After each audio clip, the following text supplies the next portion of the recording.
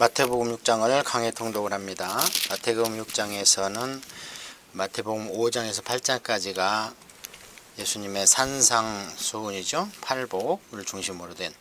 그런데 이 6장에서는 유대인들이 구약에서 또 예수님 계시던 이때까지 경건을 이루는 덕목, 그게 뭐냐면은 구제와 기도와 금식입니다. 항상 이들은 지금도 그렇습니다. 세상적으로는 구제를 가장 그들이 세상에 베풀 수 있는, 그래서 사도 바울도 보면은요, 교회를 개척하는 곳마다 구제 헌금을 걷습니다.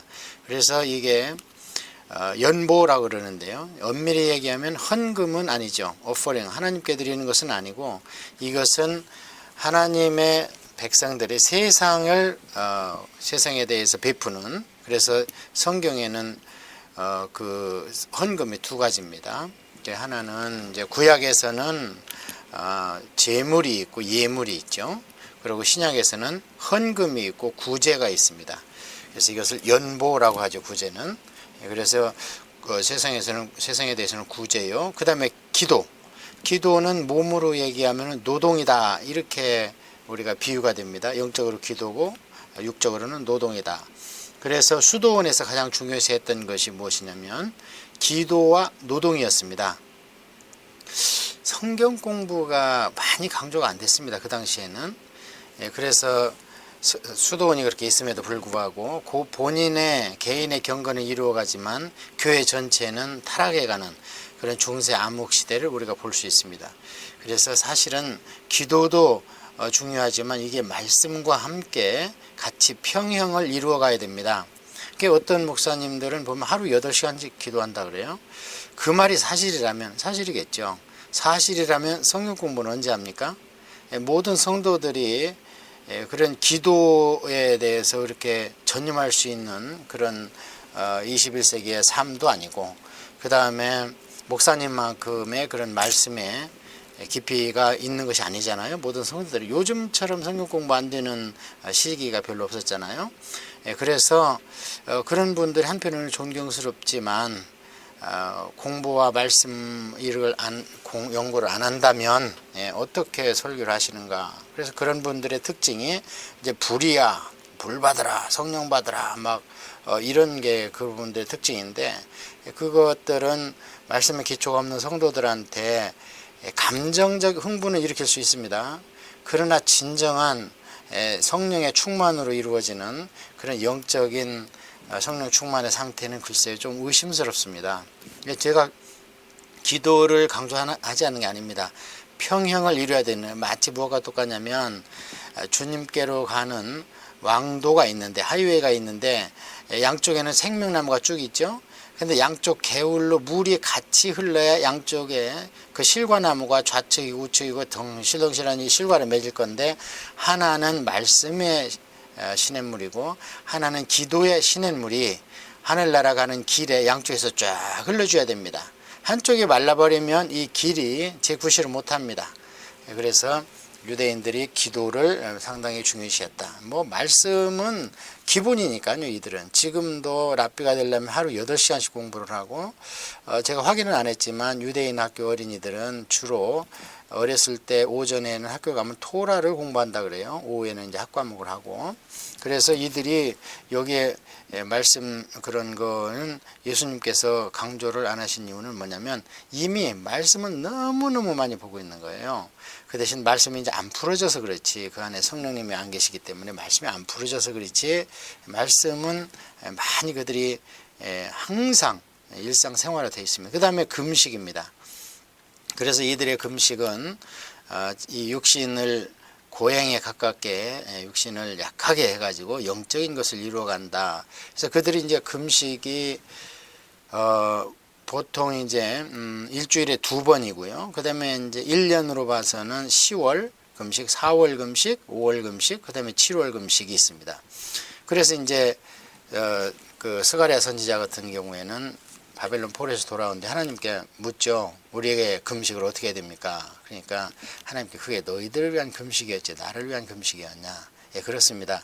예, 우리 하나님께서 우리한테 원하시는 것은요, 맨정신 가지고 육신도 건강하게 음식도 섭취해 가면서 항상 경건히 꾸준히 이루어가는 걸 원하는 것이지, 어떤 죄와 타락에 빠져가지고 내 몸을 쳐서 복종시키지 않으면 다시 하나님의 은혜가 회복되지 않는 그런 지경에까지 우리가 허물과 죄로 타락하는 거 하나 원치 않습니다.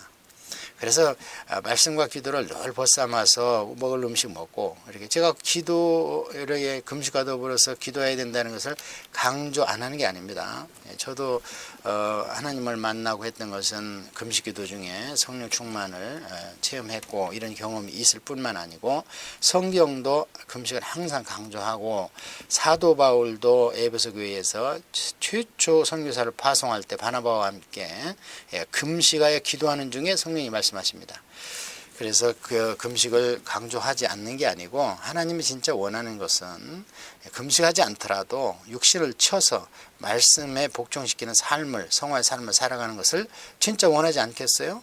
육신의 아버지도 그걸 원치 않겠습니까? 자식한테. 그래서 이 세 가지를 이제 말씀을 하신 뒤에 주님께서 진정한 보화가 무엇이냐에 대해서 6장에 말씀을 하십니다. 그러면 보겠습니다. 먼저 구제에 대해서 얘기할 때요, 이 3대 덕목에 대해서 얘기할 때 항상 주님께서 주장하시는 것이 의식하지 마라. 그것은 세상에 보이려고 하지 마라. 이것이 이 세 가지 구제와 기도와 금식을 말씀하실 때 나열이 됩니다. 사람에게 보이려고 그들 앞에서 너희 의를 행하지 않도록 주의하라. 그리하지 아니하면 하늘에 계신 너희 아버지께 상을 받지 못하느니라. 사람들 앞에 보이려고 하는 게 의식하는 겁니다. 이 의식한다는 것이 원어적 의미는 무엇이냐면 연극한다는 겁니다. 그래서 우리가 탤런트나 이런 배우들을 보면은요, 그들이 드라마에서 나오는 것은 그들의 삶이 아니죠. 그러니까 드라마에서는 화려하지만 자기 삶으로 가서는 그 인기에 전전해 가지고 우울증에 빠져 가지고 자살까지 이르는 사람도 우리가 심심찮게 보지 않습니까? 그래서 의식한다, 이것은 뭐냐면 연극한다. 그래서 연극한다는 게 특징이 뭐냐면 뭐 봐주는 사람이 있어야 되죠. 그런데 하나님께서는 안 봐주래도 골방에서 은밀하게 이런 식으로 해라. 그래서 그것을 설명을 하십니다. 그러므로 구제할 때 의식하는 자가 사람에게서 영광을 받으려고 회당과 거리에 사는 것 같이 너희 앞에 나팔을 불지 마라. 진실로 너희에게 이르노니 그들은 자기 상을 이미 받았느니라. 너는 구제할 때에 오른손이 하는 것을 왼손이 모르게 하여 내 구제함을 은밀하게 하라. 은밀한 중에 보시는 너희 아버지께서 갚으시리라. 그래서 구제할 때는 은밀히 하는데요. 이것을 성도들이 착각을 해서 헌금을 은밀히 하는 걸로 착각을, 그렇지 않습니다. 헌금은 은밀히 하는 게 아닙니다. 구약 때에도 보면 제사장이 보이도록 갖고 옵니다. 제물이나 헌물을. 그래서 요즘에도 교회에서 헌금을 계수하여 관리한다. 그거 잘못된 게 아니죠. 성경적입니다. 그것이. 그래야지 재물에 대해서 투명할 뿐만 아니고, 사도 바울처럼, 사도 바울은 참 재물에 대해서 투명했어요. 이 많은 헌금을 나 혼자 가져가는 것이 이게 덕스럽지 않다. 너희가 사람을 택해서 가져가라. 나도 끼워주면 감사하다. 이렇게 해서 자기를 차선책으로 사도 바울도 재물에 대해서는 내놓았습니다. 마찬가지로 구제를 할 때 이것은 은밀히 해야 됩니다. 근데 교회에서 보면, 개인은 은밀히 하는 것 같은데 교회에서 보면 이걸 드러내놓고 하는 것을 볼 수 있는, 이것은 완전히 위배되죠. 그래서 그런 걸 우리가 좀 조심해야 됩니다. 구제를 받는 사람 입장에서 드러내놓고 구제를 받는다면요, 받고도 기분 나쁜 겁니다. 감사할 수가 없습니다. 자존심 상하는 거죠. 어쩔 수 없이 받기는 하지만. 또 한 가지 주님이 구제에 대해서 주시는 교훈이 뭐냐면, 반드시 상이 있다는 겁니다. 구제는 공짜가 없다는 거예요. 그런데 그 상을 이 땅에서 받을래? 아니면 하나님한테 받을래? 그 상은 반드시 있다. 네가 힘쓰고 애써서 정말 비즈니스 인민생활에서 그렇게 돈 벌어서 다른 사람의 그런 구제를 위해서 쓴다면 그 상을 내가 없다고 하겠느냐. 하다못해 세상에서라도 상이 있는데 세상에서 받으면 이미 하늘나라에 내 크레딧이 삭감되는 것이다. 그래서 이 구제에 대해서 아주 뭐 두말할 것도 없이 주님이 교훈을 하셨습니다. 그 다음에 이제 기도에 대해서 말씀하십니다. 또 너희는 기도할 때 의식하는 자와 같이 하지 마라. 의식이 또 나오죠. 그들은 사람에게 보이려고 회당과 큰 거리 어귀에 서서 기도를 하기를 좋아하느니라. 내가 진실로 너희에게 이르노니 그들은 자기 상을 이미 받았느니라. 여기도 상이 있다는 거죠. 기도할 때는 반드시 상이 있다는 거예요. 그래 이제 세상 사람들한테 칭찬을 받는 거죠. 그래서 주님께서는 너희가 주님의 일을 할 때에 세상 사람들이 너희를 칭찬하고 잘한다고 격려하고 이렇게 아첨하면 그때 참 조심해야 된다. 그렇게 말씀하십니다. 그때는 두려워해야 된다. 왜냐하면 그 교만 귀신이 쏙 들어오니까.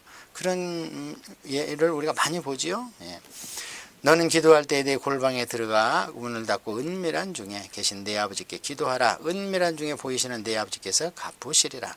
또 기도할 때에 이방인과 같이 중언부언하지 마라. 그들은 말을 많이 하여야 들으실 줄을 생각하느니라. 그러므로 그들을 본받지 말라. 구하기 전에 너희 아버지에게 있어야 할 것을 하나님 너희 아버지께서 아시느니라. 이제 이렇게 하신 뒤에 기도의 본으로 주님의 기도를 이제 열거하는데요. 여기에 나와 있는 기도의 교훈은 무엇이냐면요. 아까는 은밀하게 보이지 않게 구제하라 그랬는데 여기는 은밀한 중에 골방이 됐든 어디 됐든 하나님 아버지께 기도를 하라는 겁니다. 그런데요. 구하기 전에 있어야 될 것을 안다는 겁니다. 그런데도 기도를 하라는 거예요. 그게 뭡니까? 그게 아버지를 아버지로 인정을 하고 또 하나님께서도 참 지극히 희노애락과 감정이 있으셔가지고 뭐를 구했을 때 들어주면요. 그 자식이 기뻐하는 걸 보고 나도 기뻐한다는 거예요. 그러니까 미리 알아서 해주시는 경우가 거의 없습니다. 성경에는. 항상 구하게 하고 그래서 누가 이성을 멸하지 않도록 나와 마주서서 좀 누가 중보기도 좀 해봐라. 그럼 내가 이성을 멸하지 않을 생각이 아직도 있다. 예루살렘이 멸망할 때 그렇게 말씀을 하시는데요. 그래서 구하지 않으면요 그냥 사단의 놀이개가 되도록 놔둡니다. 그래서 어려움에 처하면 구하게 합니다. 그러면 구해주세요. 우리가 사사기나 이 열왕기에서 공부할 때 그게 사이클이지 않습니까? 그러면 하나님께서 전능하신데 처음부터 끝까지 완전히 보호하시지 왜 어려움에 놔둬서 부르짖기 위해서 그걸 들어주시는가? 그게 아버지죠. 그래서 아버지가 계신 것을 항상 아버지께서는 우리가 의식하기를 바라시는 거예요. 그래서 기도의 필요성은 이제 구할 거 있을 걸 미리 알지만 그래도 구하면 내주겠다 하시는 교훈이 있는가 하면 중언부언하지 마라 이런 말이 있는데 이것 때문에 또 우리 성도님들이 착각을 합니다. 중언부언하지 말라고 그랬지 반복하지 말라고 하지 않았습니다. 중언부언은 연불과 같고 주문과 같은 걸 얘기하는 거예요. 그러니까 우리가 어떤 기도 제목이 있을 때에 그 기도 제목이 성취되거나 또는 응답될 때까지 성취가 안 되는 응답도 있으니까요. 안 된다 하는 것은 성취는 안 됐지만 응답은 받은 거 아닙니까? 사도 바울이 3번 기도해서 본인의 질병을 그냥 가지고 가. 이건 사단의 가시야. 내가 너무 지금 받은 계시가 크기 때문에 너 이 병까지 없으면 네가 곧 하나님인 줄 알고 너 잘못하면 빠질 수 있으니까 이건 내가 너한테 붙여놓은 거다 해서 가시를 허락했죠. 가시가 흔들흔들하면 이제 그때마다 아버지께 매달리는 거예요. 아픕니다. 아이고 아파 죽겠어 이런 식으로. 그래서 그때도 3번을 기도했을 때 하나님께서 더 이상 구하지 마라 이렇게 얘기를 하고 모세도 계속 기도하니까 네가 가나안 땅에 들어가는 것에 대해서는 더 이상 말을 나한테 하지 마라. 나를 좀 성가시게 하지 마라. 이렇게 우리가 구약을 공부할 때 나왔던 걸 봤을 때 위대한 종 신구약의 대표적인 기도의 종들도 반복해서 응답받을 때 기도했습니다. 그러니까 어떤 기도를 새벽마다 가서 아버지 이거 어떻습니까? 이게 좀 돌봐주지 되지 않겠습니까? 이렇게 기도했는데 안 됐어요. 그럼 다음날 가서 또 합니다. 그런데 그것을 기도의 원리를 모르는 분들은 한 말 또 하고 한 말 또 하고 나 중언부언하지 말라 그랬지 않느냐 이런 식으로 얘기하는데 그게 아니고 중언부언은 뜻이 없는 말을 반복하는 것과 같습니다. 그게 엘리야가 갈멜산에서 그 바알 제사장 450명을 대결했을 때 그들은 중언부언했습니다. 그런데 엘리야는 아주 단호하게 기도하고 바로 그냥 응답하는 것을 볼 수 있지 않습니까? 중언부언하는 것의 예가 요즘에 새벽기도나 이렇게 공중기도를 가보면 앉자마자 그냥 쏠라쏠라쏠라쏠라 방언이랍시고 기도를 하시는데 그런 것이야말로 중언부언이 아니겠는가. 방언을 하는 자는 반드시 통변을 구하도록 했습니다. 그런데 10년이고 20년이고 방언은 하는데 자기가 무슨 말을 하고 있는지를 모른다. 그건 중언부언입니다. 그것은 그 입의 어떤 반복적인 그런 말이라고 밖에 볼 수 없습니다. 그래서 우리가 방언 기도를 할 때도 내 의식 가운데에서 그 뜻이 계속 부르져야 됩니다. 그게 방언 기도지. 그냥 앉아서 랄랄랄랄랄랄랄라 그거 방언 기도 아닙니다. 그게 바로 중언부언이요, 연불 또는 주문 이런 것 같은 겁니다. 기도의 제목에, 기도에 대한 교훈은 그 정도로 말씀을 드리겠습니다. 자, 그러므로 너희는 이렇게 기도하라. 하늘에 계시는 우리 아버지여, 이름이 거룩히 여김을 받으시오며 나라가 임하옵시며 뜻이 하늘에서 이루어진 것 같이 땅에서도 이루어지이다. 오늘 우리에게 일용할 양식을 주옵시고 우리가 우리에게 죄 지은 자를 사하여 준 것 같이 우리 죄를 사하여 주시옵고 우리를 시험에 들게 하지 마옵시고 다만 악에서 구하시옵소서. 나라와 권세와 영광이 아버지께 영원히 있사옵나이다. 아멘. 여기 이제 주기도문은 우리가 뭐 날마다 암송하고 아버지께 올려드리니까 다시 이제 풀어서 구구절절 할 필요성을 느끼지 못하지만 몇 가지를 한번 짚어보면요. 너희는 이렇게 기도하라. 주님께서 기도를 가르치십니다. 주님께서 설교에 대해서는 안 가르치셨다고들 혹자 얘기하는데요. 그렇지 않습니다. 주님은 설교에 대해서 많이 가르치셨어요. 어떻게 가르치셨습니까? 본인이 설교를 함으로 그 본을 보여주신 거예요. 사도 바울의 설교문, 바나바의 설교문, 베드로의 3번에 걸쳐 있는 설교문, 사도행전에 많습니다. 그래서 이제 어떤 목사님들이 이렇게 설교하시는 것을 봤을 때, 야, 하나님, 예수님께서 오셔가지고 설교에 대해서는 안 가르쳤는데 기도에 대해서는 가르쳤으니까 기도가 그렇게 중요하다. 기도에 대해 강조하는 것은 옳은데 설교에 대해서 안 가르쳤다는 것은 옳지 않습니다. 주님의 교훈은 전부 설교입니다. 사도 바울의 편지는 전부 설교문입니다. 그 다음에 스데반이 돌아가시면서 사도행 7장에 했던 것도 설교문입니다. 그렇기 때문에 그것은 설교의 샘플을 보여줬기 때문에 거기에서 우리가 설교의 어떤 흐름이라든지 이런 것을 뽑으면 되는 것이지, 곧해요 이것은 설교니까 너희들이 배우도록 하라 이렇게 직선적으로 말씀 안 하셨다 해도 성경은 전부가 설교문이고 그렇습니다. 그래서 근데 한 가지 유감은 기도에 대해서 가르치는 신학교는 별로 없어요. 그건 참 유감이죠. 오히려 밖에 나와 있는 서적들이 많은데 그 서적들의 좀 위험스러운 것은 뭐냐면 자기의 기도 유형입니다. 그것은 자기가 이렇게 기도하니까 응답받았다, 그렇게 해서 간증 비슷하게 해서 기도에 대한 유형을 표현하는 걸 볼 수 있는데 그건 굉장히 좀 위험해요. 왜냐하면 하나님께서는 60억 인구를 전부 단 한 명도 동일하게 대화하지 않습니다. 우리가 자녀가 10이면 10 다 그 개인의 개성도 틀리고 부모가 대하는 것이 틀린 것처럼 아버지도 그러십니다. 그래서 그렇게 그것은 옳지 않습니다. 물론 모티베이션은 줄 수 있어요. 내가 이렇게 기도하니까 주님이 응답하셨다 할 수 있으나 그게 다른 사람한테 그대로 적용되는 것은 아닙니다. 그래서 우리는 기도에 대해서 좀 배워야 되는데 성경은 온통 기도문입니다. 또한 아브라함이 주님과 대화한 것, 그 다음에 노아가 대화한 게 전부 기도 아닙니까? 그 다음에 시편은 전부가 기도문이죠. 그래서 기도도 참 우리가 성경에서 각 우리의 신앙 선배들이 어떻게 기도했는가를 보면서 기도학을 배우면 된다고 봅니다. 그 다음에 이제 여기에 보면 일용할 양식을 달라고 그랬는데 이것은 먹는 음식만은 아니라고 저는 생각해요. 이것은 우리 주님께서 항상 먹을 거, 입을 거, 그 다음에 네가 거할 곳, 그래서 의식주죠 그게. 그래서 어느 정도 생필품과 그 다음에 덮고 잘 이불 이 정도는 좀 줘야 되지 않겠습니까 하는 것이지, 여기 양식이라고 그래서 꼭 무슨 빵이나 떡이나 뭐 이렇게라고 저는 생각하지 않습니다. 왜냐하면 나중에 보면은 뒤에 보면은 기도를 얘기할 때 주님께서 그러시거든요. 너희는 무엇을 먹을까 입을까 이런 것도 염려하지 마라 했을 때 이게 뭐냐면 일용할 양식이고, 또 이것은 더 나아가 영적인 교훈이다 이렇게까지 말씀하시는데 그건 조금 비약된 것 같습니다. 여기에서는 분명히 지금 듣는 사람들에게 의식주의 생활 필수품에 필요한 정도만 가지고 이 땅은 살아가도 된다, 그것을 강조하고 있는 것입니다. 그 다음에 이제 죄 지은 자를 사해 준 것 같이 우리 죄를 사해 주옵시고인데 우리가 사람의 죄를 사해 주는 것이 앞섭니다. 그것은 과거형이고 그렇게 했으니까 우리 죄를 사해 주십시오 이렇게 말씀하시는 것이고, 그 다음에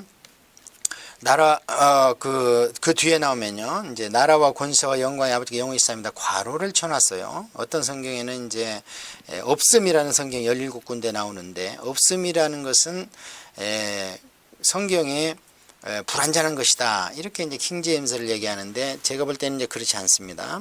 왜냐하면 여기도 보면 괄호 속에 나라와 권세 영광의 아버지께 영원히 있사옵나이다. 아멘, 이게 괄호가 쳐졌습니다. 이 얘기는 뭐냐면 나중에 후세에 위대한 주석가들이나 또는 교부들이 넣어놓은 겁니다. 이 안에다가. 이 정도를 넣어놓으면 앞에 있는 기도에 대해서 더 이해가 쉽다.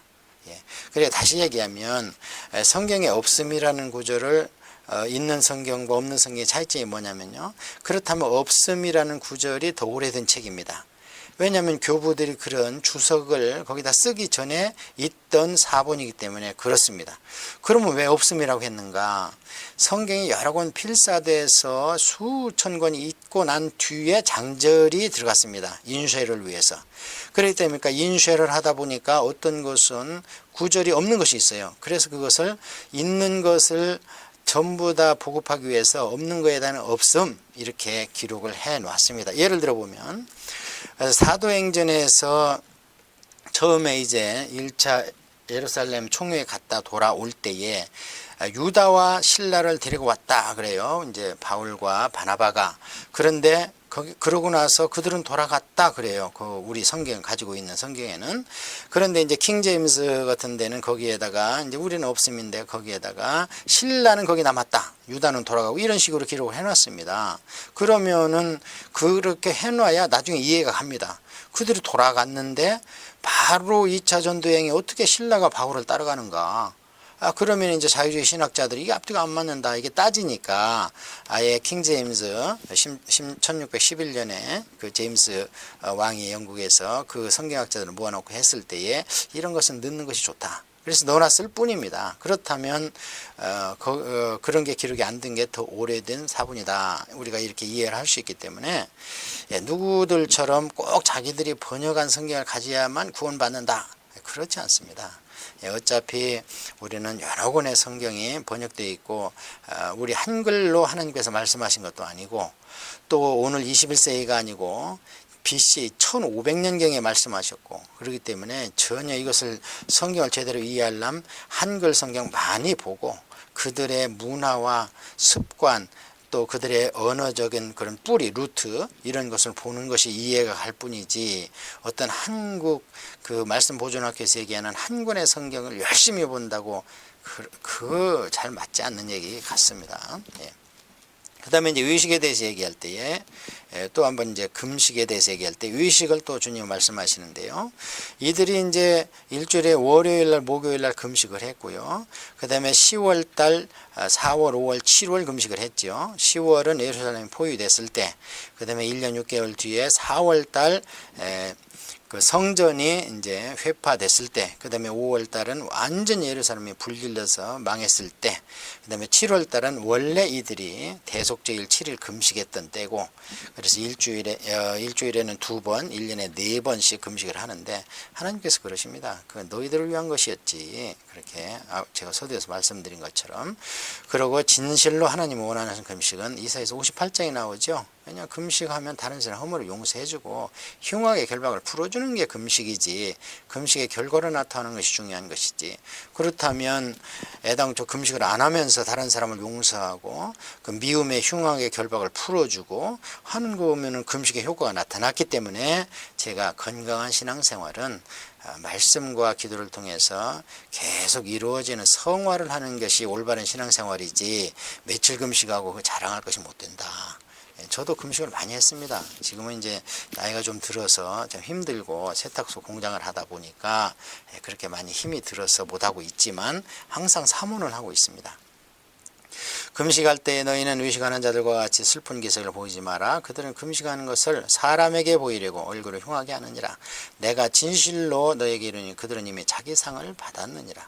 너는 금식할 때 머리에 기름을 바르고 얼굴을 씻으라. 이는 금식하는 자로 사람에게 보이지 않고 오직 은밀한 중에 계신 네 아버지께 보이게 하려 함이라.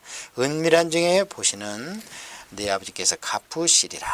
계속 이 세 가지를 얘기할 때 이제 의식과 은밀 이게 두 개 대꾸적으로 항상 나오는데요. 왜 은밀한 걸 좋아하시는가? 하나님께서 우리 곁에 은밀히 계십니다. 그래서 그 시편 93편에 보면 지존자의 은밀한 곳에 거하는 자는 복이 있다. 그렇게 말씀을 하셨습니다. 자, 그 다음에는 이제 보물에 대해서 얘기를 하는데요. 너희를 위하여 보물을 땅에 쌓아두지 마라. 거기는 좀과 동록에 해하며 도둑이 구멍을 뚫고 도둑질 하느니라. 오직 너희를 위하여 보물을 하늘에 쌓아두라. 거기는 좀이나 동록에 해하지 못하며 도둑이 구멍을 뚫지도 못하고 도둑질도 못하느니라. 예, 오늘날 같으면 뭐 쌓아두지도 않죠. 은행에다 통장에다 돈 넣으면 되고, 은행에다가 뭐 금 있으면 갖다 집어넣고 그 뭐 열쇠 가져오면 되고, 그러면 도둑 맞을 일은 없습니다. 그런데 여기에서 지금 하는 것은 그때 이제 삶이죠. 예, 그러니까 뭐 곡식이 됐던 어떤 귀한 것을 쌓아놓으면 거기는 도둑놈이 뚫는다. 그래서 사실 6.25 전쟁 때도 그랬고 또 지금도 여러 곳에서 저 중동에서 많이 전쟁이 나지만 적군이 가장 먼저 털어가는 곳은요, 부잣집입니다. 거기를 털어야 뭐 음식이 나오든지 무슨 보물이 나오든지 하지, 그냥 판자촌 털어봐야 그들이라고 사람 죽이는 걸 좋아하겠어요? 그냥 말 잘 듣겠습니다 하면 죽이지 않죠. 그런데 이제 부자나 이런 사람을 가서는 그걸 뺏어가야 되니까, 그게 세상에 이제 양심으로 봐서 잘못된 거니까 사람을 죽이고 뺏어가는 거죠. 예, 그래서 오늘날도 이제 뭐 많은 사람들이 뭐 트레이딩을 통해서 뭐 주식이나 뭐 이런 것들을 할 때에 사실은 마음이 항상 거기에 있죠. 뭐 올랐나 안 내렸나 이렇게 보고, 또 결국에는 이제 많이 거래가 일어나면 수수료로 이제 회사들만, 그 트레이딩하는 컴퍼니만 돈을, 그들은 뭐 내가 1호도 팔면은 수수료는 뛰어가니까, 그렇게 해서 그런 시스템 가운데 있으면 많은 사람들이 사실은 자기 물질이 새고 있습니다. 그래서 세상 물질은 어차피 이렇게 돌고 쓰라고 있는 것이고, 결국에는 돌고 돌다가 우리가 하늘나라 갈 때는 다 놓고 가죠. 그래서 사실은 세상 물질도 써야 내 돈이죠. 넣어놓고 그게 내 돈이다, 물론 마음은 든든하지만 그게 쓸 때까지는 내 돈이 아닙니다. 나중에는 이제 예수님 말씀하신 것처럼 창고에다 두둑이 쌓아놓고 이제는 놀고 내 영혼아 편히 쉬자. 야 이놈아, 내가 오늘쯤 너 데려가면 그게 누구 것이 되겠느냐, 그거 다 헛것 아니냐, 이렇게 말씀도 하셨지만 우리도 마찬가지예요. 그래서 적당히 세상에서 좀 돈도 쓸 줄 알아요. 그렇다고 이제 분수 없어 쓰면 안 되고요. 그런 것이 여기에 이제 교훈이 있는가 하면, 한편으로는 주님께서 중점적으로 말씀하고 싶은 것은 뭐냐, 하늘에 쌓아놓으라는 거예요. 그럼 하늘에 쌓아놓는 건 방법이 무엇인가? 이게 누가복음에는 하늘에 쌓아두라가 팔아서 나눠주로 되어 있습니다. 그럼 구제하라는 거죠. 이제 이것 때문에 성 어거스틴이나 이제 성 어거스틴 아니고 수도원을 하신 분이 누구죠? 그런 분들은 자기 이제 재물을 다 팔아가지고 구제를 했는데, 누가복음에는 아주 자세히 써 있습니다. 네 소유를 팔아서 나눠줘. 그게 하늘에 쌓아두는 거야. 그런 것이고, 오늘날 우리한테 적용을 한다 보면은 구제하는 것입니다. 물론 구제를 내가 직접 하는 것도 하늘에 쌓입니다. 뭐 꼭 교회를 통해서 해야 된다, 그렇지 않습니다. 그 다음에 이제 내가 적당히 구제하려면은 첫째는 우리 힘이 약합니다. 그건 뭐 100불 200불 구제해봐야 어디다 어떻게 할지도 모르고, 그러니까 교회를 통해서 좀 돈을 모아가지고 조직적으로 구제를 해야 또 주님의 영광도 드러내고, 이제 이런 것을 우리가 얘기할 수 있는데요. 하늘에 쌓아두는 것은요, 예수님이 좋아하시는 곳에 쓰라는 겁니다. 구제가 됐든 헌금이 됐든 이런 식으로. 그 다음에 내 보물이 있는 곳에는 내 마음도 있느니라. 너는 이제 여기에서 보물이 있는 곳에 내 마음도 있다 해놓고 갑자기 눈이 얘기가 나와요. 눈은 몸의 등불이니 그러므로 내 눈이 성하면 온몸이 밝을 것이요, 눈이 나쁘면 온몸이 어두울 것이니 그러므로 내가 있는 빛이 어두우면 그 어두움이 얼마나 더하겠느냐. 한 사람이 두 주인을 섬기지 못하니 혹 이를 미워하고 저를 사랑하거나 혹 이를 중히 여기고 저를 경히 여김이라. 너희가 하나님과 재물을 겸하여 섬기지 못하느니라. 자, 그래서 여기를 말씀드리면 왜 갑자기 눈이 나오는가? 이 보물에 대한 교훈을 할 때요, 주님께서 교훈을 주시기 위해서요, 우리 몸에 눈을 예를 드는 겁니다. 그러니까 무슨 예를 드냐면, 이런 비밀을 알아들기 위해서는 진리의 눈을 떠야 된다. 만약에 몸에 등불이지, 네가 눈이 어두우면 등불이 없는 밤을 칠흑 같은 밤을 걸으면서 그냥 빠지고 넘어지고 하는 것처럼 눈이 그렇게 중요하지 않니?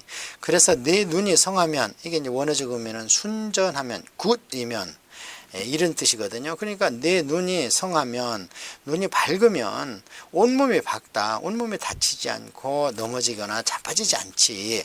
그런 것처럼 이 보물에 대한 그 진리를 깨닫는 것이 곧 내 몸으로 얘기하면 눈이 밝은 거야. 이렇게, 왜냐하면 아직 위에 보물에 대한 교훈이 아직 안 끝났는데 중간에 눈의 얘기가 싹 들어가니까요. 그러고 나서 이 귀한 교훈을 자 깨달아야 되겠지. 마치 내 몸에 눈이 중요한 것처럼 한 뒤에 결론적으로 하나님과 재물을 섬기지 못한다. 그래서 성경에 유일하게 하나님의 지위에 지위를 차지하기 위해서 경계하는 것이 신약에는 재물입니다. 이 재물이 뭐냐면 탐심입니다. 그래서 구약에 바알이나 아세라나 몰렉이나 이런 데 절하지 마 하고 하나님이 야단을 치셨는데 신약에는 없잖아요, 그게. 그래서 우리가 안도의 한숨을 쉬는데 그렇지 않아요. 그들이 거기 가서 절하는 것은요, 빨리 쇼부를 보고 싶은 거예요. 하나님은 숨어 계시고 응답이 느리시고 일생을 그냥 한 번에 카운트하시기 위해서 기다리고 참고 마치 큰 마라톤 경주와 같은 인생을 보고 계시기 때문에 답답한 거예요. 인생은 달락달락 지키를 좋아해요. 그래서 되든 안 되든 가서 빌면 거기서는 귀신이 됐든 점쟁이가 됐든 막 좋다 옳다 동으로 가라 서로 가라 이사 가라 이런 게 막 결론이 나오니까 옳든 그러든 속이 시원한 거예요. 그 동기가 무엇이냐? 탐심이죠. 자기 마음의 우상이죠. 그래서 탐심이 곧 우상이라 신약시대에는 그래서 재물, 이 탐심이 우상으로 왔습니다. 오늘날 누가 우리가 절에 가서 절을 합니까? 어디 모스크에 가서 거기에서 뭘 하면 안 합니다. 그렇다면 우상에 대한 경계가 신약에 없어졌는가? 그렇지 않고 재물이 우상이 됐습니다. 그래서 신약에서는 탐심이 곧 우상이라 바울이 이렇게 하나님의 성령의 충만해서 결론을 내렸죠. 그래서 여기는 곧 이제 신약 시대의 우상을 경계하라. 곧 그 우상이 하나님과 같은 위치에 있으려고 노력하는데 구약에는 그 돌대가리, 석상대가리 이런 거 있지만 신약에는 네 마음의 탐욕이다. 곧 재물을 많이 얻고자 하는 탐욕이다. 그래서 혹간에는 차라리 재물이 없으면 평탄하고 평범한 인생일 텐데 재물을 탐하다가 모든 것을 잃어버리는 그런 예를 우리가 많이 보죠. 재물과 권력. 그러므로 내가 너희에게 이르노니 목숨을 위하여 무엇을 먹을까 무엇을 마실까 몸을 위하여 무엇을 입을까 염려하지 마라. 목숨이 음식보다 중하지 아니하며 몸이 의복보다 중하지 아니하냐. 이때는 이제 영원한 목숨을 얘기하는 거죠. 우리의 영생, 우리 영혼의 그런 것을 위해서 이 땅에서 좀 손해보고 그런 게 괜찮지 않느냐 그러면서, 그래서 제가 아까 주기도문 할 때 일용할 양식이 같은 자리에서 주님 하신 설교 가운데에서 무엇을 먹을까 무엇을 입을까 무엇을 마실까 이것이 일용할 양식에 속한다 이렇게 앞에서 설명을 드렸던 거고요. 공중에 새를 보라 심지도 않고 거주도 않고 창고에 모아들이도 아니하되 너희 하나님 아버지께서 기르시나니 너희는 이것들보다 귀하지 아니하냐. 너희 중에 누가 염려함으로 그 키를 한 자라도 더할 수 있겠느냐. 또 너희가 어찌 의복을 위하여 염려하느냐. 들의 백합화가 어떻게 자라는가 생각하여 보라. 수고도 아니하고 길쌈도 아니하느니라. 그러나 내가 너희에게 말하니 솔로몬의 모든 영광으로도 입은 것이 이 꽃 하나만 갖지 못하느니라. 그래서 우주 만물의 정원을 가꾸시는 분이고 주인은 하나님이시고 하나님의 방법으로 우주 만물을 알곤퀸 골짜기에 있는 진달래 개나리 피는 것까지 하나님이 다 신경 쓰세요. 그 어느 골짜기에는 무스 한 마리가 그 목이 마를까 봐 또 DNA를 줘갖고 물을 찾아가서 마실 수 있도록 그러면 또 거기에 물을 예비하시고 또 모자라면 저 오대양에 있는 물을 그냥 햇볕으로 끌어다가 바람을 이용해서 운반해가지고 또 쫙 뿌려놓고 거기에다가 또 담수를 해가지고 다 먹고 마시게 하고 참 대단한 정원 관리를 하시는 분이 하나님이신데 하물며 인생들을 그러면 오늘날 왜 우리는 이렇게 많이 먹고 마시는 걱정하는가? 이 나쁜 사람들이 사단의 꿰매 빠져가지고 자꾸 아까 그 탐심 때문에 모으려고 그러잖아요. 돈을 벌기 위해서. 지금도 이 지구에서 나는 양식을요 골고루 뿌린다면 굶어 죽는 사람이 없답니다. 중앙아시아의 밀이나 미국에 있는 각종 밀이나 과일들을요 그대로 다 나눠주면요 지금 굶는 사람이 없답니다. 우리가 캐나다에서 식품점이 왜 이렇게 많이 생겨요? 근데 저는 그때마다 걱정이 저기에서 가보면 맨날 싱싱하고 좋습니다. 그런데 우리는 좋다만 하는데 걱정이 그러면 데이올드는 다 어디로 갑니까 지금? 그건 다 버리는 겁니다. 그거 생각하면 너무너무 아까운 거예요. 그렇다고 그거를 아프리카 가지고 운반할 수도 없잖아요. 시간이 걸려서 다 썩어버리니까. 그런데 그 큰 그로서리 스토어들은 누가 운영하는 거예요? 다 전부 그룹들, 재벌들이 운영하면서 자기 이문, 버리는 것까지 다 플러스 해가지고 이문을 계산하지 않습니까? 그래서 이게 전부 탐심 때문에 어떤 사람은 굶어 죽고 어떤 사람은 비싸게 사 먹고 막 그런 일들이 많이 벌어지는 겁니다. 그래서 소련이 지금 마지막 무기가 식량이다. 그럼 중앙아시아에 나오는 밀 아니겠어요? 그 다음에 여기 솔로몬의 모든 영광으로도 입은 것이 이 꽃 하나만 갖지 못하느니라 그랬는데 이거는 좀 번역이 미끄럽지 않아요. 자세히 성경을 공부하다 보면 솔로몬의 모든 영광으로 입은 것이 이게 번역이 영어식 번역이에요. 우리말로 하면은 솔로몬이 입었던 모든 의복의 영광이 그 왕복을 얘기하는 것이거든요. 그 왕복의 화려함이 어찌 이 꽃과 같느냐. 꽃은 그냥 봐도 이쁘지만 정말 현미경으로 보면요 얼마나 아름다운지. 그래서 이렇게 주님의 설교는 너무 쉬워요. 그냥 우리가 일상생활에서 이 캐나다나 한국에서 자란 우리들도 이해가 하는데 그 당시에 팔레스타인에서 그 꽃을 보고 막 그러면서 같이 주님의 세대에 그 자연에 속해서 자연학습을 받았던 사람들이 이런 설교가 얼마나 쉬웠겠어요. 오늘날은 이거를 가지고 그냥 단어 하나 문장 하나 막 들고 뭐 찔러 쪼갠다 그러나요? 그러다 보니까 본질을 잃어버려요. 그래서 성경은 통독으로 한 번에 읽는 게 참 은혜가 많습니다. 주님은 30살까지요 고기 잡는 거, 그 다음에 그 곡식 씨 뿌리는 거, 이런 것도 들풀에 있는 백합화 수소나 이런 거 보고 그런 것들이 다 차곡차곡 쌓여가지고요 나중엔 전부, 왜냐하면 자연 미물 하나까지도 하나님의 창조와 보존의 섭리가 다 있기 때문에 무 하나 묵상하면 하나님을 안 만날 수가 없습니다 우리가. 그러므로 뭐 염려 이르기를 무엇을 먹을까 입을까 마실까 걱정을 하지 마라. 이는 다 이방인들이 구하는 것이라. 그렇습니다. 지금 많은 권력자들이나 세계정부를 추구하는 사람들이요 모든 걸 집중으로 하고 있어요. 양육강식 집중, 권력도 집중, 재물도 집중. 그래서 그것은 이방인들이 구하는 것이다. 이는 다 이방인들이 구하는 것이라. 너희 하늘 아버지께서 이 모든 것이 너희에게 있어야 할 줄을 아시느니라. 그런즉 너희는 먼저 그의 나라와 그의 의를 구하라. 그리하면 이 모든 것을 너에게 더하시리라. 그래서 우리는 먼저 그의 나라와 의를 구하고 그 다음에 다른 것을 구하라 이렇게 알고 있는데요. 원어적 의미는요 오직입니다. 오직. 너는 오직 나라와 의를 구해. 그러면 모든 것을 너에게 하나님은 더하셔. 왜냐하면 하나님께서 입을 거 먹을 거 걱정하지 말랬지. 그러니까 그 말씀 의지하고 살아봐. 진짜 주나 안 주나. 그게 조지 뮬러 아닙니까? 고아의 아버지. 근데 우리는 구하다가 저도 그렇습니다만은 전폭적으로 의지 못해요. 그냥 조금 미달한 상태에서 내 힘으로 또 가서 어떻게 막 성취하려고 해보죠. 그게 우리 약점이고 그러니까 우리는 큰 종이 못 됩니다. 그저 그냥 하나님 은혜 가운데에서 생명 유지하다가 몇 명 전도하고 그 다음에 그냥 믿음 아동바동합니다. 믿음 버리지 않으려고. 그러다 보면 참 어떤 때는 초라하고요. 그래서 요즘에 제가 좀 묵상하는 가운데에서 과연 이 캐나다 이민생활 가운데에서 성령 충만하는 것이 무엇인가. 그게 바로 이 에스라 성경과 함께하는 여러분들입니다. 왜냐하면 여러분 마음이 조금 불편하거나 무슨 일이 있어봐요. 성경 보고 싶은 마음이 싹 사라지고 기도하고 싶은 마음이 사라집니다. 그런데 어떻게 하다가 우리는 매일 성경 보고 싶고 매일 기도하고 싶고 그게 성령 충만이지 막 귀신을 쫓아내고 막 암덩어리를 떨어뜨리고 그 은사입니다. 그것은. 그런데 성령 충만은 일반적으로 모든 성도가 다 해야 된다고 성경은 분명히 이야기를 하고 있습니다. 그러나 은사는 그런 사람도 있다. 그러면 주님께서는 왜 제자들한테 다 은사를 그렇게 있는 것처럼, 그 12제자 아닙니까? 위대한 사도들 아닙니까? 성경의 기록자들입니다. 그들은 온전한 삶을요 그냥 주님과 헌신했고 십자가에 그냥 다 돌아가시고 그 없는 엄청난 핍박 가운데서 믿음이 자랐던 것이지, 오늘날 우리가 여기서 아무리 금시간들 그들이 받았던 환난과 고난을 10분의 1을 할 수 있습니까? 그래서 환난은 우리의 최대 스승이요, 연단과 환난을 통해서 하나님의 윤례를 우리가 알아가는 것입니다. 그런데 캐나다에서야 뭐 가만히 있어도 뭐 아프면 병원 가면 되고 사고 나면은 보험회사 와서 먼저 전화 와서 해결해 주고 하니까 우리가 그거 너무 유스도 돼 있어요.